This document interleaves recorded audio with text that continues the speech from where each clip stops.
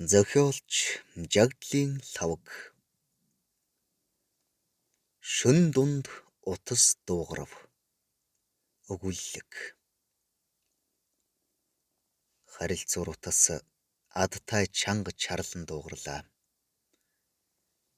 Утас эзэмших болсон 30 жилийн дотор би дуугаар нь хэн ярих гэж байгааг бараг гадралдаг болжээ.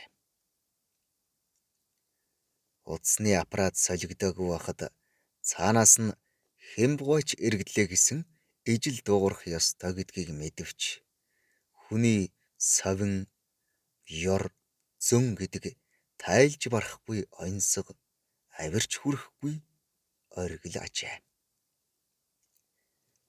Харилцуур утас нэхэл хатуутай чарлан дуугарав. Энэ удаа би тийм хүн ярих гэж байна хэмээн төсөөлж бодож амжсангүй, зүгээр л шугамын унаанд суудаг хүн шиг, бие засах газар ордог шиг, тамд ундаг шиг хар зөнгөөрөө өөрөө очиж авлаа. Аав уу гэх бүсгүйн шингэн хоолой юу вүлээ гэсэн асуулт тархинд татахад минь хоёр охин гэртээ байгаа. Тэгээд чи дуугийн таних болохоор бишээ утсаа зөв залгадаа бүсгүй минь гэж хэлээд харилцуурыг буцаан тавилаа.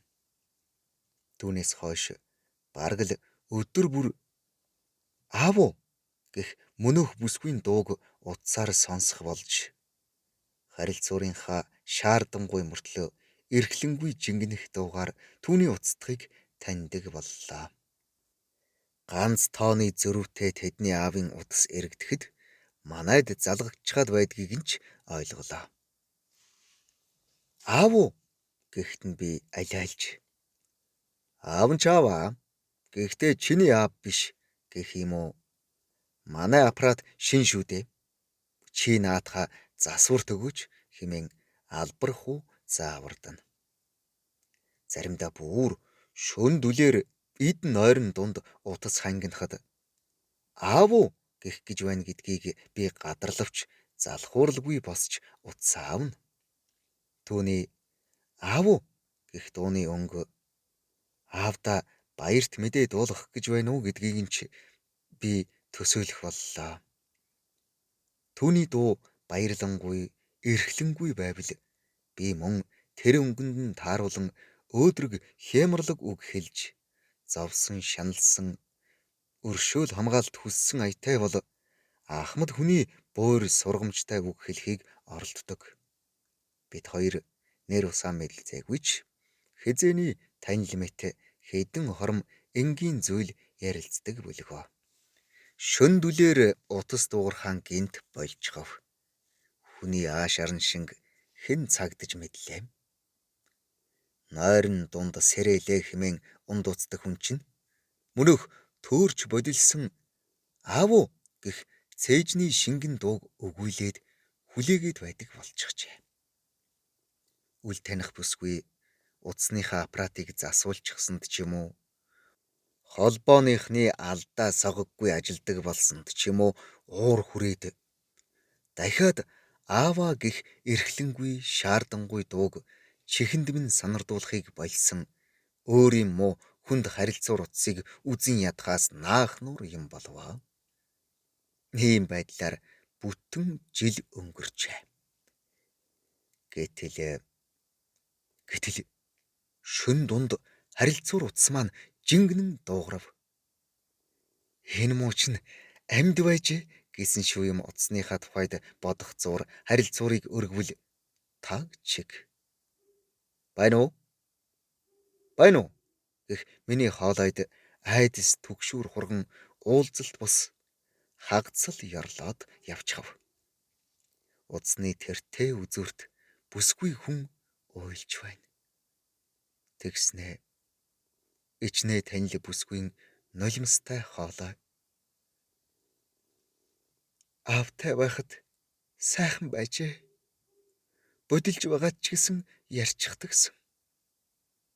Алив юм болоход дуудаад л ирүүлчихдэгсэн гэж хэлээд дахин чимээгүй болов. Би байна уу? Байна уу гэснээ тэр тэд хаа нэгтээ ямар нэг зовлонд учирсан бүсгүй хүн зөөлөн ихэр татахыг чихээрээ бус зүрхээрээ сонсоод өөрийн ирэхгүй. Миний хүү юу болов? Ямар тусламж хэрэгтэй байна вэ? Аав нь үгүй ах нь очих уу? Чи гэрээ заагаад өгдөө. Байна уу? Би унаа аваад очие. Гэтэл бүсгүйн дунд ялгүй бүлээн өнгө тодрон. Манайх угнч 15 дугаар хороолд шүү дээ. Гэтэл дид утас тасарчлаа. Хэн тасалсныг мэдэхгүй. Би утасныхаа дэргэд дахин дуугарч магадгүй хэмээн жаахан хүлээж зогссон боловч хүйтийн шалан дээр хөл нүцгэн хөлмөнд даарад за тэгээд энэ хорвоод ганц удаа буян хийх боломжоо алдсан мэт санагдан сэтгэл нэг л тавгүйрч хөнжил дотроо хийл хөрвөн учир утгагүй туйлж өнгөрөөсөн 50 насаа их л чамлаж билээ. Зохиолч Жаглин Лавг 1994 он.